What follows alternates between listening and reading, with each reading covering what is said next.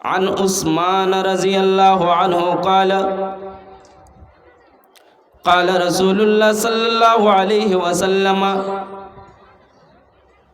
خیرکم من تعلم القرآن وعلمہ۔ عثمان غنی رضی اللہ تعالیٰ عنہ سے روایت ہے، اللہ کے نبی صلی اللہ علیہ وسلم نے فرمایا تم میں سب سے بہترین آدمی وہ ہے من تعلم القرآن وعلمہ، جو قرآن خود سیکھے اور دوسروں کو سکھائے، قرآن کی شکشا خود لیتا ہو، دوسروں کو بھی اس کی شکشا دیتا ہو، دوسروں کو بھی اس کی تعلیم دیتا ہو، ایسا آدمی سب سے بہترین آدمی مانا جائے گا۔ ایسا آدمی اللہ کی نظر میں سب سے زیادہ بہتر ہے، ایسا آدمی شریعت کی نظر میں سب سے زیادہ بہتر ہے، ایسا آدمی محمد رسول اللہ صلی اللہ علیہ وسلم کی نظر میں سب سے بہتر آدمی ہے۔ دنیا میں جو انجینئرنگ پڑھتا ہے اس کو اللہ کے نبی نے بہترین نہیں قرار دیا ہے، جو ماسٹری میں پڑھتا ہے اسے نہیں کہا ہے، اور جو دوسرے علوم ہیں اس کو سیکھنے والوں کو اللہ کے نبی نے بہترین نہیں کہا ہے۔ اگر بہترین کہا ہے تو قرآن کی تعلیم حاصل کرنے والوں کو کہا ہے، ہاں لیکن اس کے خلاف شریعت نہیں ہے کہ دوسرے علوم آپ سیکھ نہیں سکتے ہیں یا منع کیا گیا، ایسی بات بالکل نہیں ہے۔ لیکن سارے علوم میں اگر فوقیت رکھنے والا علم اگر کوئی ہے تو یہ قرآن کا علم ہے، قرآن کی شکشا ہے۔ اسی لیے میرے پیارے ساتھیوں، ہم مسلمان ہونے کے ناطے، ایک مومن ہونے کے ناطے سب سے پہلے ہمیں اپنے بچوں کو قرآن کی تعلیم دینی ہوگی، قرآن کی شکشا دینی ہوگی۔ آج بھی بہت سے ایسے بچے آپ کو مل جائیں گے کہ انہوں نے عصری علوم تو حاصل کر لیا ہے میرے بھائیوں، لیکن نماز میں سورہ کیسے پڑھی جائے، دعا کون سی پڑھی جائے، باپ ماں کے لیے کون سی دعا ہوگی، یہ سب پتہ نہیں ہے۔ تو اس کے ذمہ دار بھی وہ خود ہیں، یعنی وہ خود نہیں، ان کے ماں باپ ہیں میرے بھائیوں۔ انہوں نے شروع میں ان کی تعلیم دین اسلام کی تعلیم یا قرآن کی تعلیم نہیں دی ہے۔ تو قرآن کی عظمت پر یہ اللہ کے نبی کی ایک حدیث میں نے آپ کو سنائی، کئی ساری حدیث میں موجود ہے میرے بھائیوں۔ قرآن کی عظمت کے اوپر قرآن کو پڑھنے میں کیا نیکی ہے، ہم اور آپ ایک حدیث سے اندازہ لگا سکتے ہیں۔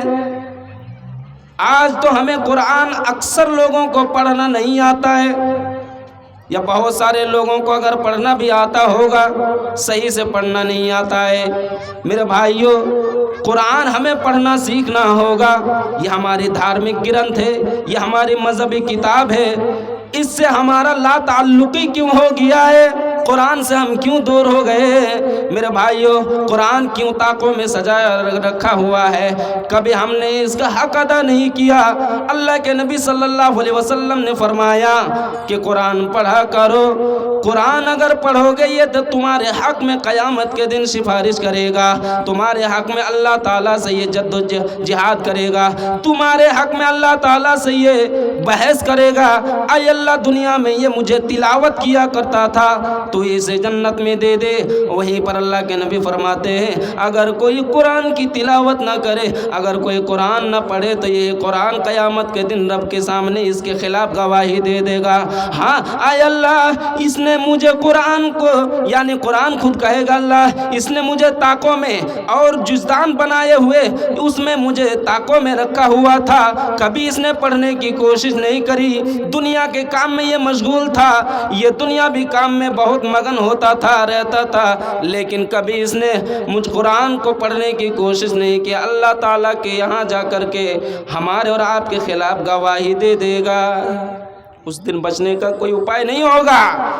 القرآن حجت لک او علیک، قرآن اگر ہم پڑھیں گے تو ہمارے لیے اللہ سے یہ بحث کرے گا، نہ پڑھیں گے تو یہ قرآن ہمارے خلاف اللہ سے باتیں کرے گا اور کہے گا کہ اس نے میرا حق ادا نہیں کیا ہے۔ ہاں صرف قرآن کی تلاوت کرنا ہی اس کا حق نہیں ہے، قرآن پر عمل کرنا بھی ضروری ہے، تب جا کر کے اس کا حق ادا ہو پائے گا، اور اس کے ساتھ ساتھ قرآن کی تلاوت کریں گے تب جا کر کے اس کا حق ادا ہو پائے گا۔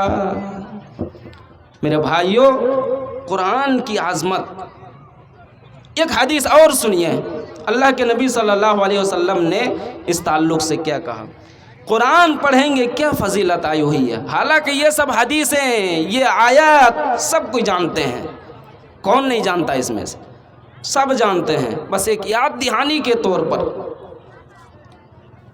عبداللہ ابن مسعود رضی اللہ تعالیٰ عنہ کا بیان ہے، اللہ کے نبی صلی اللہ علیہ وسلم نے فرمایا من قرأ حرفا من کتاب اللہ فَلَهُ بِهِ حَسَنَةٌ، قرآن جو پڑھے گا، اللہ کی کتاب یعنی قرآن کی جو تلاوت کرے گا، فَلَهُ بِهِ حَسَنَةٌ، اس کے لیے ایک بھلائی ہے، اس کے لیے ایک خوبی ہے، اس کے لیے ایک نیکی ہے. اللہ کے نبی یہاں خاموش نہیں ہوتے، آگے اور فرماتے وَالْحَسَنَةُ بِعَشْرِ أَمْثَالِهَا، اور وہ نیکی بظاہر تو ایک نیکی ہوگی، لیکن وہ ایک نیکی گناہ کے اعتبار سے 10 گنا ہوگی، یعنی وہ ایک نہیں بلکہ 10 نیکی ہوگی. والحسنۃ بعشر امثالها، یعنی اگر کسی نے ایک حرف پڑھا تو اس کو 10 نیکی مل گئی.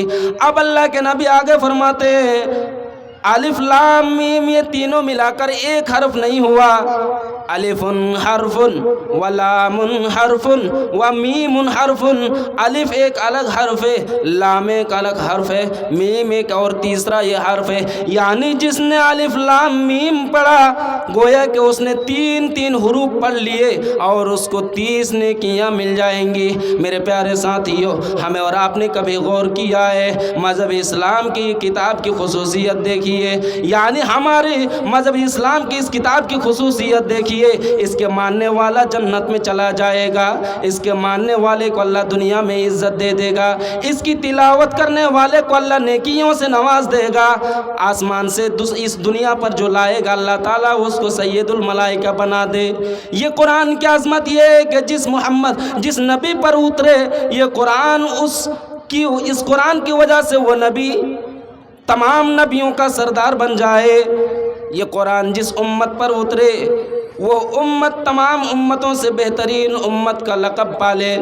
کنتم خیر امت اخرجت للناس. میرے پیارے ساتھیو، قرآن کی عظمت ہے. یہ قرآن اگر مکہ شہر میں نازل ہو تو مکہ کو شہر بلد الامین بنا دے. یہ قرآن اگر رمضان کے مہینے میں نازل ہو تو اللہ تعالیٰ اس کو سید الشہر بنا دے. میرے پیارے ساتھیو، قرآن کی عظمت ہے. قرآن تو لوگوں کو عزت دے رہا ہے لیکن ہم عزت لینا نہیں جانتے. جو قرآن اتنے چیزوں کو معزز بنا دے، کیا وہ قرآن ہمیں اور آپ کو معزز نہیں بنا سکتا ہے؟ میرے پیارے ساتھیو، یہی وہ قرآن ہے جس کے نقش قدم پر چلنے والا کبھی ہوتا تھا جسے صحابہ کرام کہا جاتا ہے، جنہیں صحابہ کرام کا لقب نبی اکرم صلی اللہ علیہ وسلم نے دیا، اللہ تعالیٰ نے دیا. میرے پیارے ساتھیو، یہ قرآن کے اوپر عمل کر کے ان کا مقام و مرتبہ اونچا ہو گیا تھا. کیا یہ قرآن اب بھی باقی نہیں ہے؟ کیا اس قرآن پر عمل کرنے کے بعد اب بھی ہم معزز نہیں ہو سکتے ہیں؟ میرے پیارے ساتھیو، ضرور ہو سکتے ہیں، لیکن قرآن سے ہمارا واسطہ چھوٹ گیا ہے، قرآن سے ہم دور ہو چکے ہیں. قرآن تو لکھے ہوئے ہے تاکوں میں. میرے پیارے ساتھیو، ہمیں اور آپ کو قرآن کو پڑھنا سیکھنا چاہیے، قرآن پر عمل کرنا چاہیے. قرآن ہمیں اپنے بچوں کو بھی پڑھانا اور سیکھنا چاہیے. عظمت بھری پڑی ہے حدیثوں کے اندر، کون سی عظمت لیجیے گا؟ میرے پیارے ساتھیو،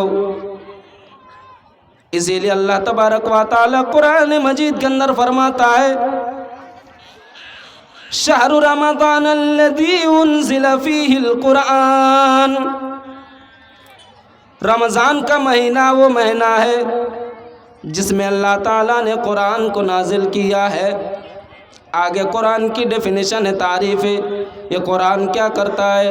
ھدی للناس وبینات من الہدی والفرقان. یہ قرآن تمام لوگوں کے لیے ہدایت ہے.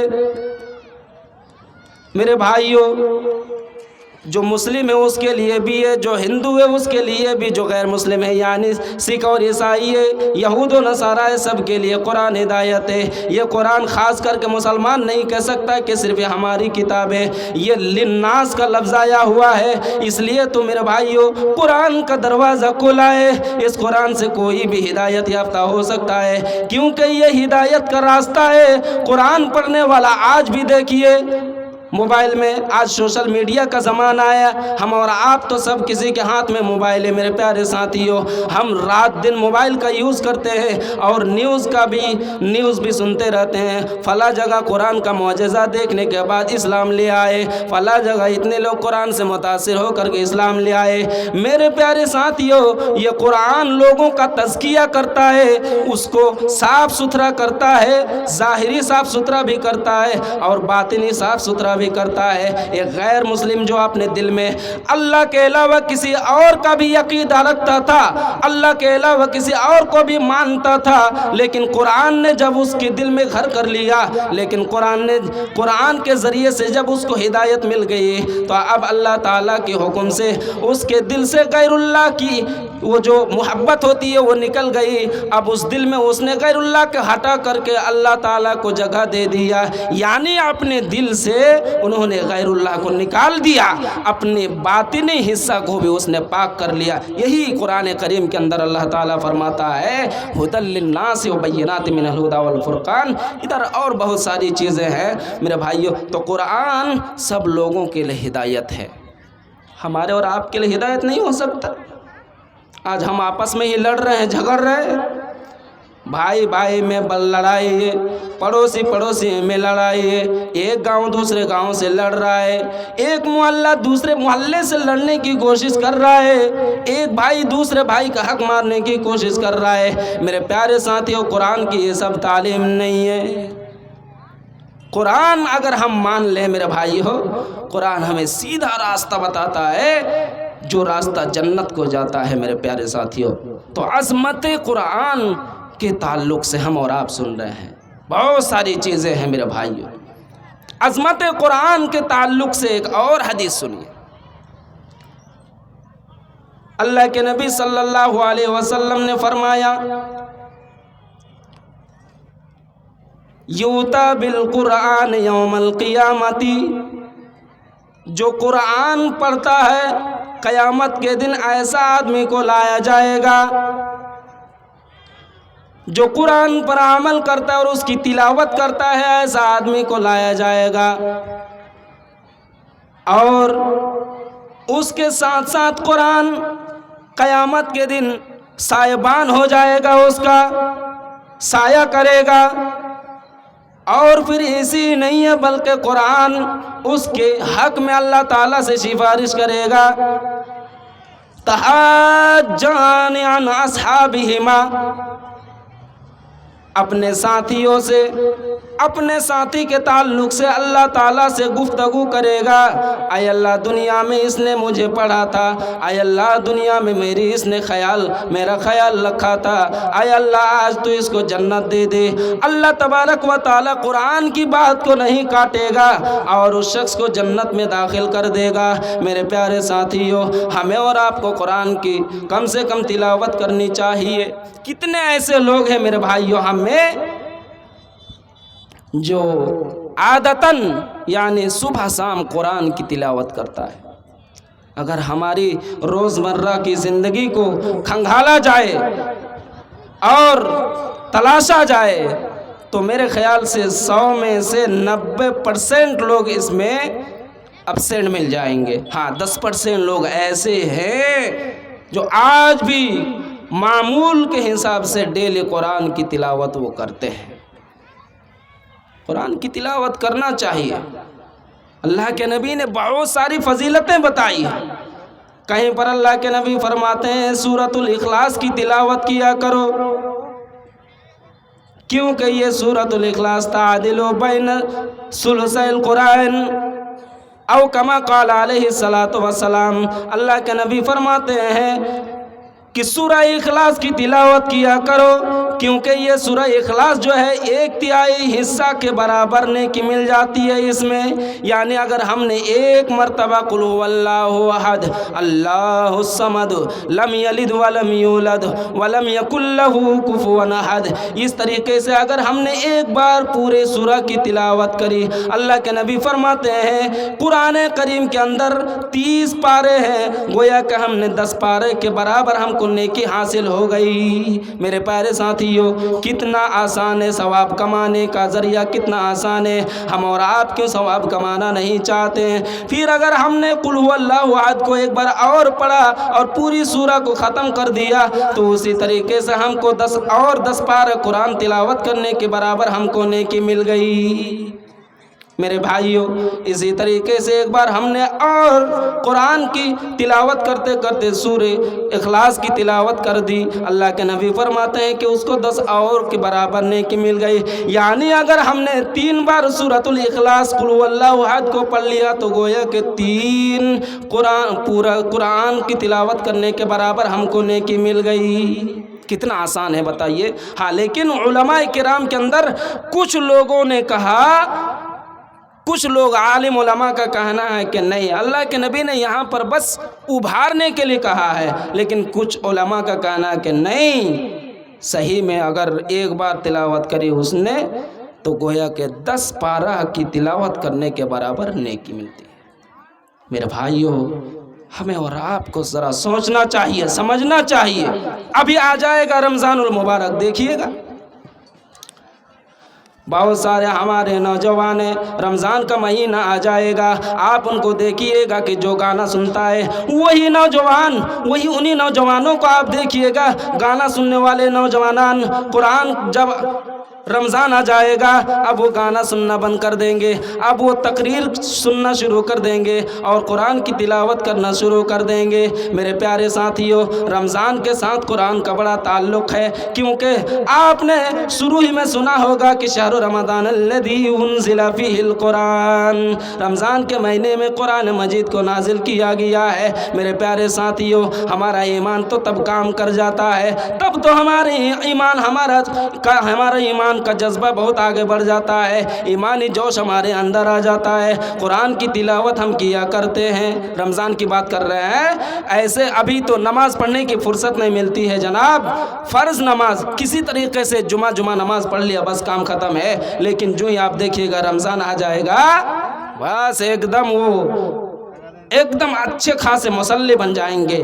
تو میرے بھائیوں، ہم نے وہ جذبہ ابھی کہاں بھگا دیا ہے، وہ جذبہ ہمارا ابھی کہاں کھو گیا ہے، کہاں سو گیا ہے، اس کو جگانے کی ضرورت ہے، اس کو ابھی واپس لانے کی ضرورت ہے. جو ہی رمضان آیا دیکھیے گا مسجد میں بڑی بھیڑ ہوتی ہے، بڑی بھیڑ ہوتی ہے. جو اکا دکا 2-4 مصلی رہتے ہیں ان کو جگہ نہیں مل رہتی وہ پہلی صف میں. اسی لیے کسی شاعر نے کہا تھا، سنا ہے کہ نمازی کا سیلاب آنے والا ہے، سنا ہے کہ نمازی کا سیلاب آنے والا ہے. ایسا کیوں؟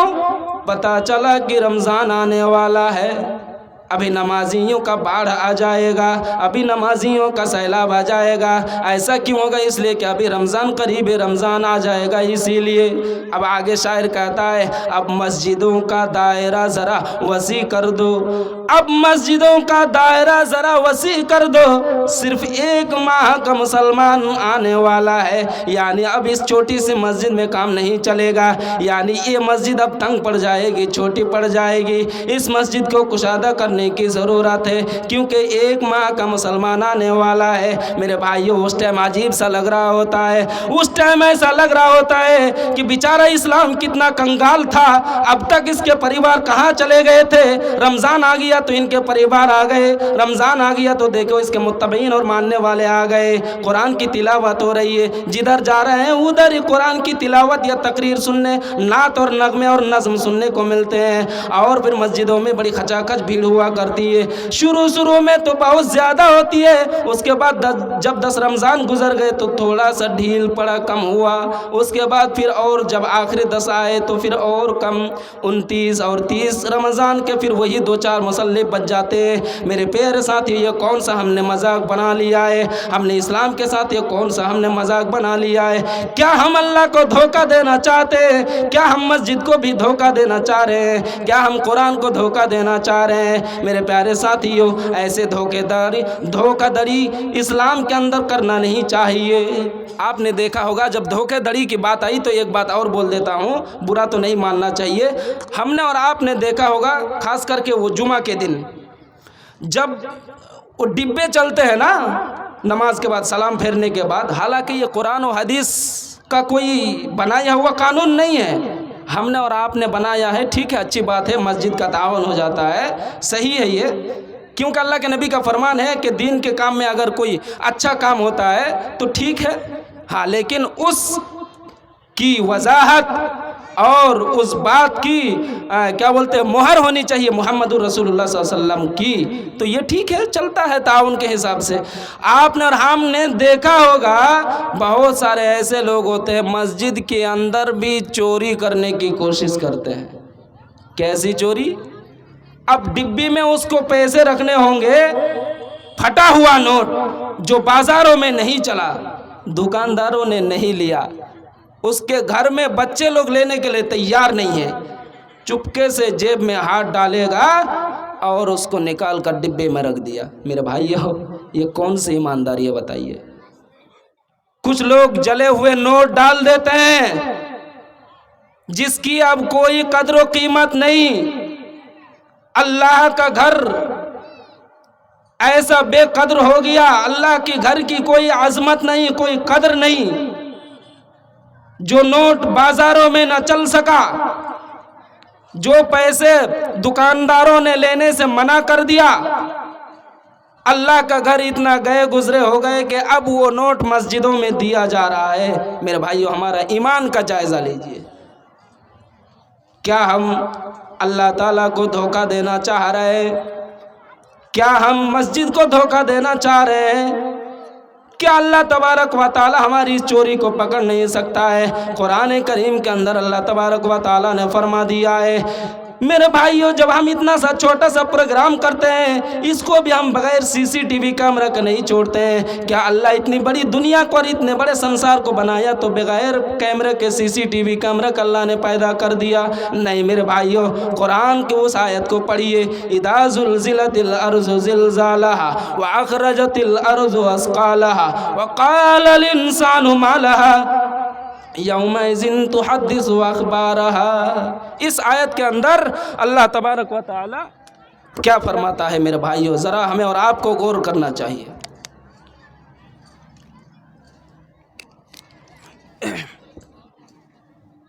اس آیت کے اندر غور کیا ہم نے؟ ڈیلی نمازوں میں ہم پڑھتے ہیں, لیکن ہم نے غور نہیں کیا معنی کے اوپر کہ اللہ کیا فرماتا ہے. اذا زلزلت الارض زلزالها, جب زمین کو اچھی طرح سے جھنجھوڑ دیا جائے گا. واخرجت الارض اثقالها, زمین اپنے اندر مدفون چیزوں کو باہر نکال دے گی. وقال الانسان ما لها, انسان کہیں گے کہ زمین کو کیا ہو گیا ہے, لوگ کہیں گے کہ زمین کو کیا ہو گیا ہے, آج یہ زمین کیوں حرکت کرنے لگی, آج اس زمین کو کیا ہو گیا ہے, یہ زمین اپنی حالت پر کیوں ٹکی ہوئی نہیں ہے. یعنی کبھی تو اس کو ہلا دیا جا رہا ہے, کبھی زمین اپنے اندر مدفون چیزوں کو نکال دیتی, آج اسے کیا ہو گیا ہے. وقال الانسان ما لها یومئذ تحدث اخبارها, جس دن یہ زمین اپنی ساری خبر کو بتا دے گا. بِأَنَّ رَبَّكَ أَوْحَىٰ, کیونکہ رب العالمین نے ان کو وحی کر دی ہے, کیونکہ رب العالمین نے مجھے اجازت دے دی ہے, کیونکہ رب العالمین نے انہیں حکم دے دیا ہے, اے زمین تمہارے اندر جو بھی ہے ساری چیزوں کو تم باہر نکال دو. آج یہ زمین یعنی قیامت کے دن یہ زمین ساری چیزوں کو نکال کر رکھ دے گا. کہاں کس کو اکیلے رات و رات میں اندھیرے میں کس کا مرڈر کر دیا گیا تھا, کس کی لاشوں کو گاڑ उखाड़ दिया गया था, कहाँ बैठ कर के किसके खिलाफ प्लानिंगें की जा रही थी। आज तो बड़े बड़े लोग होते हैं जो इस्लाम के खिलाफ प्रोपेगेंडे करते हैं, जो इनके लिए बड़ी साजिशें रचते हैं। आज इस्लाम को मिटाने की बड़ी नापाक कोशिशें की जा रही है। मेरे प्यारे साथियों, ज़मीन ने हर चीज़ों को रिकॉर्ड की हुई है। क़यामत के दिन ये सारी चीज़ें और सारी प्लानिंग खोल करके रख देगी। भारत के अंदर, बिहार के अंदर फला जगह में इस तरह की बातें हो रही थी, सारी करतूत रब्बुल आलमीन के सामने रख देंगे। उस दिन बच के कहाँ जाएंगे। मैं बातें कहाँ से शुरू किया था, यूँ इधर क्यों लाया मेरे भाइयों, इधर इसलिए लाया कि अल्लाह ताला यहाँ पर हमें और आपको ऐसे छोड़ नहीं दिया है। सारी खबर अल्लाह ताला को है, उसने सब कुछ किया हुआ है, इंतज़ाम किया हुआ है।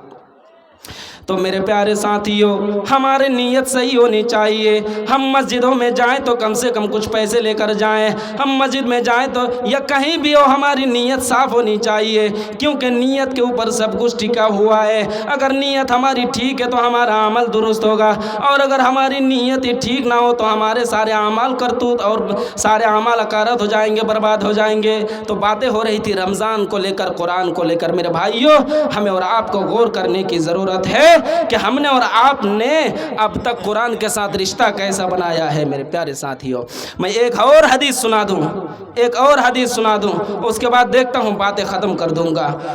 आज ये जो छोटे छोटे बच्चे कुरान को हिफ्ज़ करते हैं, क्या मामूली समझते हैं?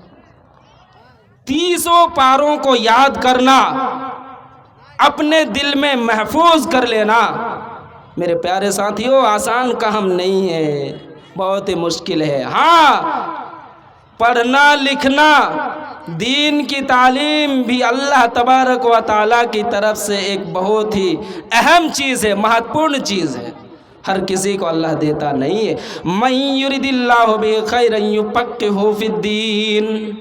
अल्लाह ताला जिसके साथ भलाई करना चाहता है, अल्लाह जिसको भलाई से नवाजना चाहता है, अल्लाह ताला उसे दीन की समझ अता कर देता है। अल्लाह ताला उसे बड़े आलिम बना देता है, अल्लाह ताला उसे बड़ा विद्वान बना देता है। मेरे प्यारे साथियों, हाँ, लेकिन यहाँ पर दीनी तालीम ही सिर्फ मुराद नहीं है। अगर कोई डॉक्टरी में है और वो डॉक्टरी में मखलूक की अगर वो देखभाल करता है, वहाँ भी उसको सवाब मिल जाएगा। इसी तरीके से अगर कोई दूसरे लाइन में है और वहाँ भी वो रब्बुल आलमीन की बना हुई दुनिया में अगर लोगों की वो हिफाजत करता है, देखभाल करता है, मदद करता है, अल्लाह ताला वहाँ भी उसको सवाब देगा।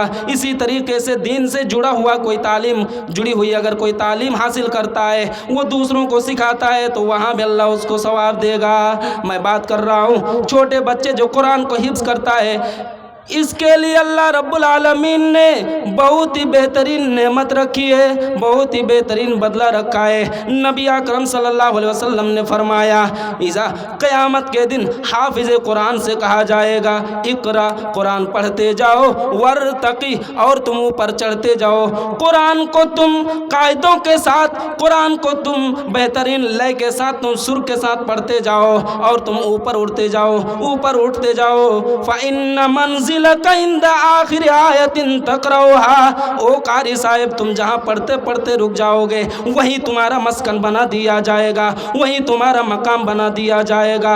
वो कारी हो, ज़रा हमें और आपको खुश होने की ज़रूरत है। आपको अल्लाह तबारक व तआला ने बहुत ही मुअज़्ज़ज़ बना दिया है, बहुत ही अच्छा मकाम दिया है। हाँ, लेकिन यहाँ पर भी एक और बात है, हमारे लिए मलामत की भी बात है। अगर कुरान को पढ़ने के बाद उसे भुलाने की कोशिश कर दिया, कुरान को पढ़ने के बाद, सीखने के बाद उसको दोबारा महफूज न रख सका, तो वहाँ पर भी लानतान किया है। लानतान तो नहीं, बल्कि अल्लाह के नबी सल्लल्लाहु अलैहि वसल्लम ने फरमाया कि उसको, यानी उस आदमी को खैर मनाना चाहिए और कुरान की जो तालीम उन्होंने हासिल करी थी उसको दोबारा से सीखना चाहिए, यानी भूलना और भुलाना नहीं चाहिए।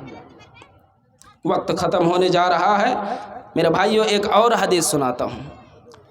अल्लाह के नबी सल्लल्लाहु अलैहि वसल्लम ने फरमाया, माहिरुम बिल कुरानी मअस सफरतिल किरामिम बररा। कुरान کا جو پڑھنے والا ماہر پڑھنے والا ہوگا، قرآن کو جو قاعدہ کے ساتھ مخرج کے ساتھ لے کے ساتھ پڑھتا ہے، ایسا پڑھنے والا مع السفرۃ الکرام بررہ، ایسے آدمی معزز فرشتوں کے ساتھ ہوں گے۔ میرے بھائیوں، آج دنیا میں بڑا آدمی اگر کوئی ہے، اس کے ساتھ رہنے کے لیے، اس کے ساتھ سفر کرنے کے لیے، اس کے ساتھ ٹور میں جانے کے لیے، اس کے ساتھ ایک سیلفی لینے کے لیے دنیا پریشان ہو رہے ہیں۔ اگر کوئی اسی طریقے سے ہیرو آ جائے اور دیکھیے گا آپ نوجوانوں کی بڑی بھیڑ لگ جاتی ہے، کسی طریقے سے اس کے ساتھ ایک سیلفی یا ایک فوٹو ہم لے لیں۔ میرے پیارے ساتھی، یہ دنیاوی حال ہے۔ میرے پیارے ساتھیوں، فرشتوں سے بڑھ کر کے اور کیا ہو سکتے ہیں، جن فرشتوں کا کوئی گناہ نہیں ہے۔ اللہ کے نبی فرماتے ہیں، فر قرآن پڑھنے والا، اس کو مخرج کے ساتھ پڑھنے والا، معنی اور مطلب کے ساتھ سمجھ کر کے پڑھنے والا شخص ان فرشتوں کے ساتھ ہوں گے، معزز فرشتوں کے ساتھ ہوں گے۔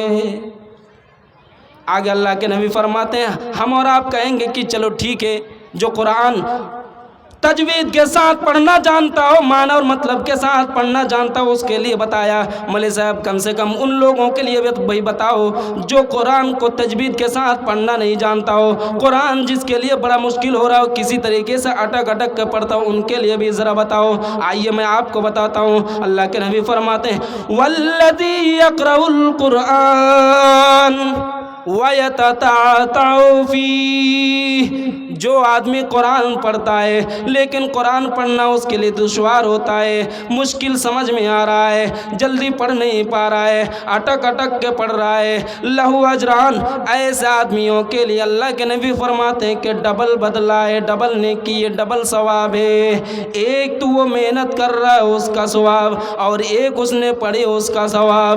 میرے پیارے ساتھیوں، ہمیں اور آپ کو غور کرنے کی ضرورت ہے۔ ہمیں اور آپ کو اپنی ڈیلی یہ شیڈول میں سیٹنگ کرنی ہے، کم سے کم صبح 5 منٹ اور شام کے ٹائم 5-7 منٹ 10 منٹ قرآن کی تلاوت کرنی چاہیے۔ ہمیں فرصت نکالنی چاہیے، کیونکہ یہی قرآن ہمارے پکش میں قیامت کے دن اللہ تعالیٰ سے باتیں کرے گا، یہی قرآن ہمارے حق میں باتیں کرے گا، یہی قرآن ہمیں جنت بھی دلائے گا۔ اللہ کے نبی دوسری حدیث کے اندر فرماتے ہیں کہ جو یہ روزہ رکھنے والا جو روزہ رکھتا ہے، یہ روزہ اور یہ قرآن، یہ دونوں اپنے ساتھی کے لیے قیامت کے دن رب العالمین سے احتجاج کریں گے۔ ایک کہے گا اللہ میری تلاوت یہ کیا کرتا تھا رات کو، ایک کہے گا اللہ مجھے یہ روزہ رکھا تھا اور میری وجہ سے اس نے کھانا پانی نہیں کھایا ہے، اس نے برائی سے بھی بچا ہے۔ اے اللہ ہم دونوں کہہ رہے ہیں کہ اس کو جنت دے دے، اللہ تعالیٰ جنت دے دے گا۔ میرے پیارے ساتھیوں، ہمیں اور آپ کو ذرا احساس ہونا چاہیے، تو ہمیں اور آپ کو تھوڑا سا قرآن کی تعلیم پر دھیان دینا چاہیے۔ ہاں، ساتھ ہی ساتھ ہم عصری علوم کا بھی اہتمام کریں، کیونکہ آج کل بغیر عصری علوم کے ہم چل نہیں سکتے ہیں، بغیر دنیاوی تعلیم کے ہم چل نہیں سکتے ہیں۔ ہمیں ہر قدم میں دنیاوی تعلیم کی ضرورت ہے، اسی لیے دنیا میں چلنے کے لیے دنیاوی تعلیم، آخرت کو سنوارنے کے لیے اخروی تعلیم، ہر دونوں پہلو کا ہمیں یہ کرنا چاہیے۔ میرے پیارے ساتھیوں، وقت بھی میرا ہو چکا ہے، میں آگے اور باتوں کو نہیں بڑھانا چاہتا ہوں۔ اللہ تعالیٰ سے دعا ہے اللہ تعالیٰ ہم تمام لوگوں کو کہنے سننے سے زیادہ عمل کرنے کی توفیق عطا فرما، آمین۔ وآخر دعوانا ان الحمد للہ رب العالمین، والسلام علیکم ورحمۃ اللہ وبرکاتہ۔